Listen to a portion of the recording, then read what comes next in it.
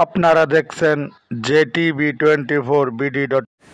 পরবর্তীতে এই দেশের শত্রুরা তাকে রাখলেন না, উনি মৃত্যুবরণ করলেন এই দিনে। আমি এই দিন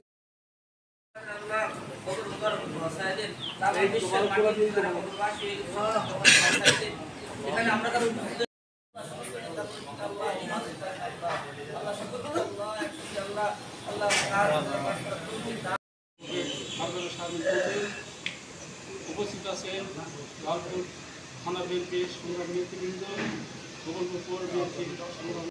আমি একজন মুসলিম, অথচ আমাদের বাংলাদেশ যখন বাংলাদেশ সংসদ গঠন করা হয় সেখানে যদি লেখা হয় নাই, অথচ বর্তমান সময়ে সেকুলারিজম, ধর্মনিরপেক্ষ।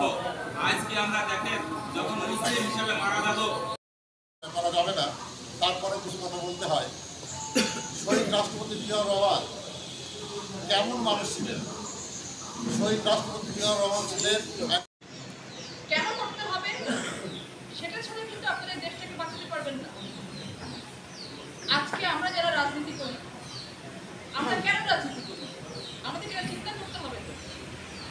অমুক ভাইয়ের ভয় নাই রাজপথ ছাড়ি নাই, অমুক বোনের ভয় নাই রাজপথ ছাড়ি নাই, এই জন্য রাজনীতি করি। আমাদের রাজনীতি আজকে মুখে চলে আসে, আমরা অন্তর দিয়ে কেউ রাজনীতি করি না। আপনারা বলেন পরিবেশ নাই করে বা কেমনে করবেন? পরিবেশ ততদিন পর্যন্ত হবে না যতদিন পর্যন্ত আপনারা তৈরি না করবেন, আমরা তৈরি না করব। হিন্দুদের এবং হিন্দু জোরাত নামে একটি পদকেও ভূষিত হন। হয়তোবা আজকে ইন্ডিয়া সেই সময় থেকে হয়তোবা আমাদের জিয়াউর রহমানের বিএনপি মানবাধিকার কমিটির সংগ্রামী সদস্য। শব্দ কি ছিল? এবারের সংগ্রাম স্বাধীনতার সংগ্রাম, এবারের সংগ্রাম মুক্তির সংগ্রাম, বাস দি এন্ড। এইটার পরে কি হয়েছিল প্রজন্মকে তা জানতে হবে। একজন বীর, একজন যোদ্ধা, একজন রাষ্ট্রনায়ক, একজন সেনাপতি কখনো ভিক্টরি ডিক্লেয়ার করে দিয়ে প্রতিপক্ষের কাছে গিয়ে হাত পা লাগায় সারেন্ডার করে তাদের কারাগারে বসে থাকে না। 7ই মার্চে শেখ মুজিবুর রহমান ভাষণ দিয়ে এবারের সংগ্রাম স্বাধীনতার সংগ্রাম বলে উনি পাকিস্তানের কাছে আত্মসমর্পণ করে ধরা দিয়েছিলেন। আর 25শে মার্চ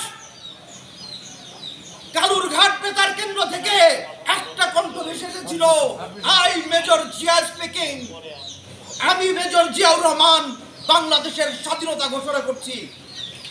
এই প্রজন্মের কানে কানে তরুণদের সবার কাছে পৌঁছে দিতে হবে সেই বার্তা। সেই ভয়েস রেকর্ডটাকে একবারের জন্য হলেও সবাইকে শোনাতে হবে এবং তাদেরকে বুঝিয়ে দিতে হবে বাংলাদেশের স্বাধীনতার ঘোষণাটা কোন জায়গা থেকে এসেছিল।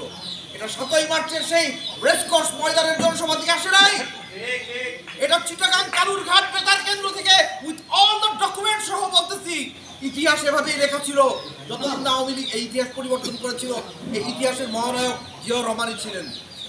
এবং উনি শুধুমাত্র বাংলাদেশের স্বাধীনতাটা ঘোষণা করে উনি কোথাও পালায় যান নাই, সরাসরি জেড ফোর্সের কমান্ডার হিসাবে ফ্রন্ট লাইন মুক্তিযোদ্ধা হিসেবে নিজের রক্তকে, নিজের জীবনকে বাজি রেখে এই বাংলা মায়ের জন্য যুদ্ধ করে বাংলাদেশকে স্বাধীন করেছেন।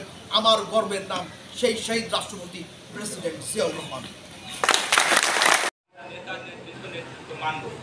যদি দল সিদ্ধান্ত নেয় অবশ্যই নেতার নেতৃত্বই নেবে এবং এই নেতার নেতৃত্ব মানব। শুধু আমি একটি